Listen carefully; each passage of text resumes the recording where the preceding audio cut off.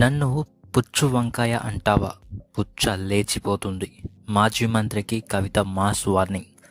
తెలంగాణ జాగృతి అధ్యక్షురాలు ఎమ్మెల్సీ కల్వకుంట్ల కవిత మాజీ మంత్రి సింగిరెడ్డి నిరంజన్ రెడ్డిపై తీవ్ర స్థాయిలో ఫైర్ అయ్యారు.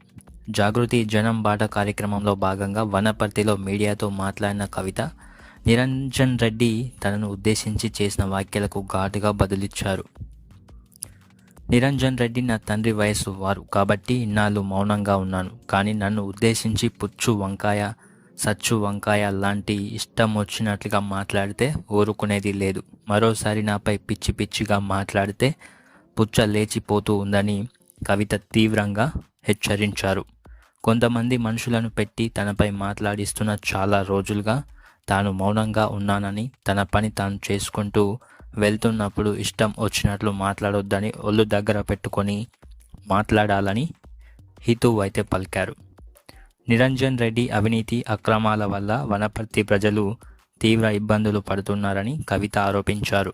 నిరంజన్ రెడ్డి అవినీతి బీఆర్ఎస్ అధినేత కేసీఆర్కు ఇప్పటి వరకు తెలియదు అని తాను భావిస్తూ ఉన్నానని, అందుకే ఇవాళ మీడియా ముఖంగా ఈ విషయాన్ని కేసీఆర్ దృష్టికి తీసుకువెళ్తానని స్పష్టం చేశారు. వనపర్తిలో ఏ చిన్న పిల్లాడిని కదిలించినా నిరంజన్ రెడ్డి అరాచకాలు చెబుతూ ఉన్నారు. నిరంజన్ రెడ్డి లాంటి నాయకులను ప్రజల మీద రుద్ది ఉద్యమకారులను ఇబ్బంది పెట్టడం ఎందుకు? నిరంజన్ రెడ్డి లాంటి మనుషులు రాజకీయాల్లో ఉండకూడదు. నిరంజన్ రెడ్డి బీసీలు ఉద్యమకారులపై పెట్టిన కేసుల గురించి బాధితులు చెప్పుకుంటూ ఏడుస్తున్నారు. ఒక్కసారి మంత్రి అయిన నిరంజన్ రెడ్డి 3 ఫామ్ హౌస్లు కట్టుకున్నారు. అందులో అసైన్డ్ భూములు కూడా ఉన్నాయి అని కవిత ఆరోపించారు. కృష్ణానది కాల్వపై సైతం ఆయన ఫామ్ హౌస్లో నుంచి వెళ్తూ ఉందని స్థానికులు చెబుతున్నట్లు కవిత వెల్లడించారు.